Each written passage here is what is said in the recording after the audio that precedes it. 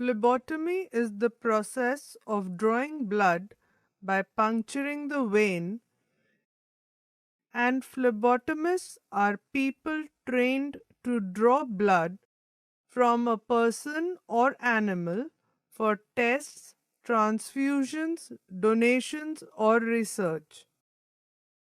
The objectives of good phlebotomy practices are improve knowledge and awareness of risk associated with phlebotomy to the healthcare workers, to reduce blood-borne exposure and develop safe practices, improve quality of lab tests by reducing pre-analytical errors, and to improve patient confidence. Blood sampling systems are of two types: closed or evacuated blood collection systems and the open blood collection system. The closed or evacuated systems for blood sampling are preferable because they have been proven to be safer than open systems and provide better specimen quality. The added advantage of using closed system is that blood comes directly in contact with the anticoagulant, avoiding pre-analytical issues like microclot formation. The use of evacuated blood collection system reduces the risk of direct exposure to blood and makes it easier to take multiple samples from a single venipuncture. Although vacuum extraction systems are safe, training and skill is required for their correct use.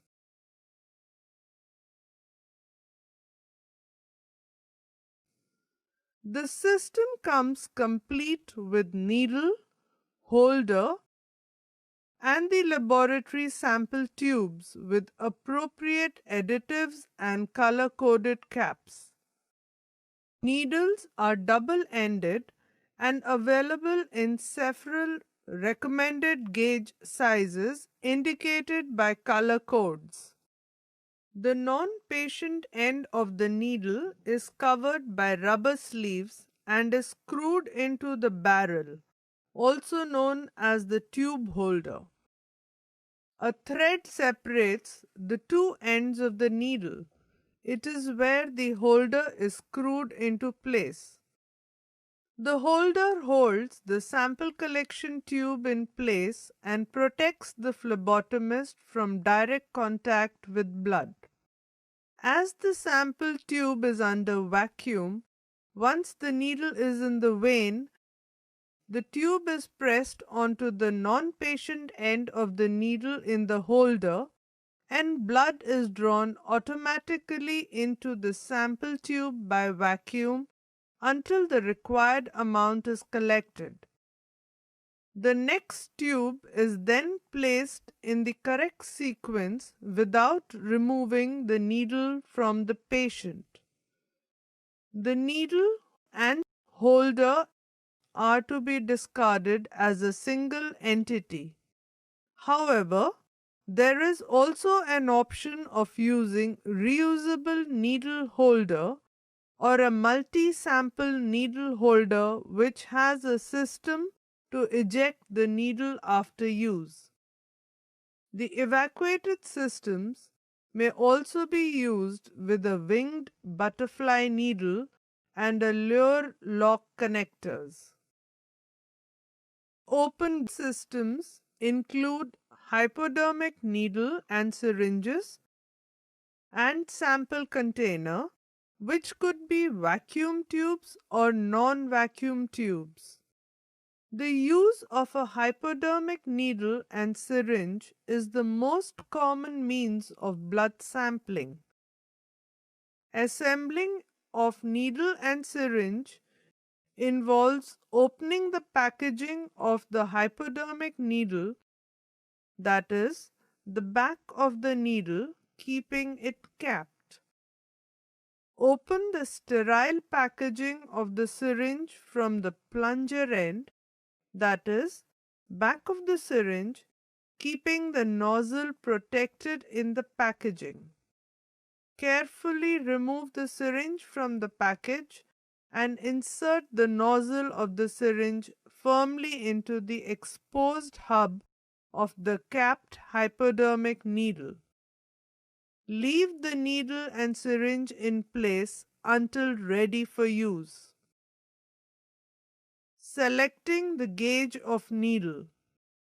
It is important to select the right gauge of the needle based on the age of the patient, amount of blood, and type of samples. For example, thicker gauge needles are used for coagulation studies. Use this chart to decide the gauge of the needle. There is a universal color code to identify the gauge of the needle. Selecting the gauge of the needle. For adults, all sizes of needles can be used, whereas in pediatric and elderly patients with thin veins, only the 22 gauge or 23 gauge needles are to be used. For neonatal, only the winged butterfly sets with 23 gauge needles are used. Procedure for phlebotomy. Assemble the required material.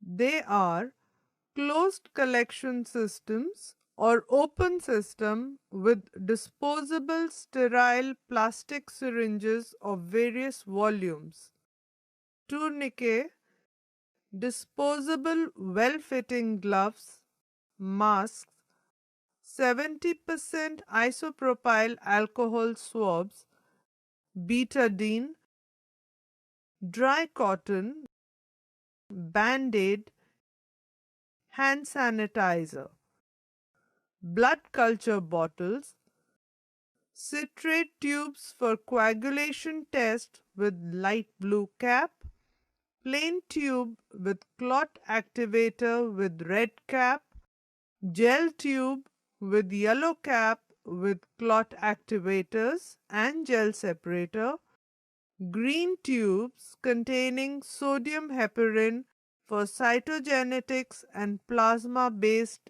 assays, EDTA tube containing potassium EDTA with lavender cap, grey tubes containing fluoride for glucose, black tubes for ESR, specimen storage racks, needle destroyer, puncture-proof containers for sharp, biomedical waste color-coded bins, barcode generator or a permanent marker, computer with LIS system if available.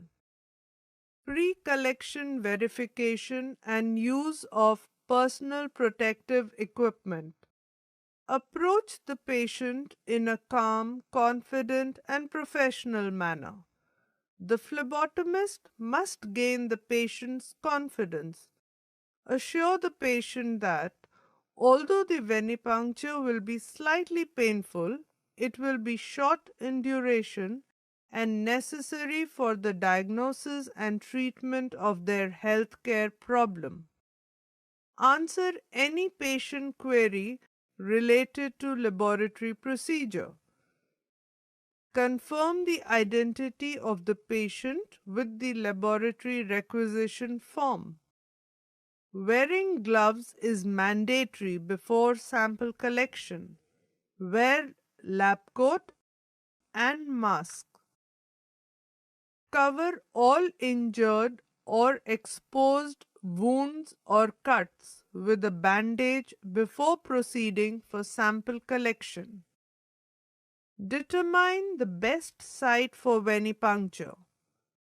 The common sites are antecubital area. Median cubital vein is the most preferred site as it is large, well anchored, least painful and least likely to bruise. Cephalic vein is the next preferred site. It is large but not well anchored and may be more painful than the median cubital vein. The basilic vein is the third choice. It is generally large, easy to palpate, but not well anchored. It involves the greatest risk as it lies near brachial artery and the median nerve. Either of each can be easily punctured. Dorsum of the hand. The veins on the dorsum of the hand have a greater tendency to bleed. In fat persons, however, it may be difficult to access an antecubital vein. In them, the veins in the dorsum of the hand are easier to reach. Alternate sites. Phlebotomists will not collect blood except under special circumstances from the arm or hand from the side of a mastectomy, unless all other sites have been ruled out, and only with written permission from the physician or nurse. Limbs with indwelling artificial access devices, unless all other sites have been ruled out and written permission of the primary care physician. Unacceptable sites. Phlebotomists will not collect from fistulas, shunts, arterial lines or locks, arteries, femoral vein, varicose veins, and the palmar region of the wrist. Venipuncture. Venipuncture procedure includes labeling of tubes, which may be done prior to or immediately after collection as per the policy of the institution. The label should be clearly written with at least 3 patient identities like age, name, unique ID number. After the patient is made comfortable and seated on a chair, ensure proper positioning of the patient's arm. Apply the tourniquet with 3-inch clearance above the planned puncture site. Ideally, the tourniquet should not be applied for longer than 1 minute at a time. Note: leaving the tourniquet applied for an excessive period of time, that is, more than 1 minute, may cause localized stasis, formation of a partial filtrate of blood, and hemoconcentration. These may result in erroneously high values for all protein-based analytes like packed cell volume and other cellular elements. For coagulation studies, avoid using tourniquet or apply it for less than 1 minute, as platelet activation may lead to coagulation testing errors. Clean the venipuncture site with 70% isopropyl alcohol swabs or sterile swab using a circular motion from the center to the periphery. Never do the reverse. Allow the area to dry before venipuncture. The puncture will be painful if alcohol has not dried. Hemolysis is also a possibility if alcohol gets into the sample.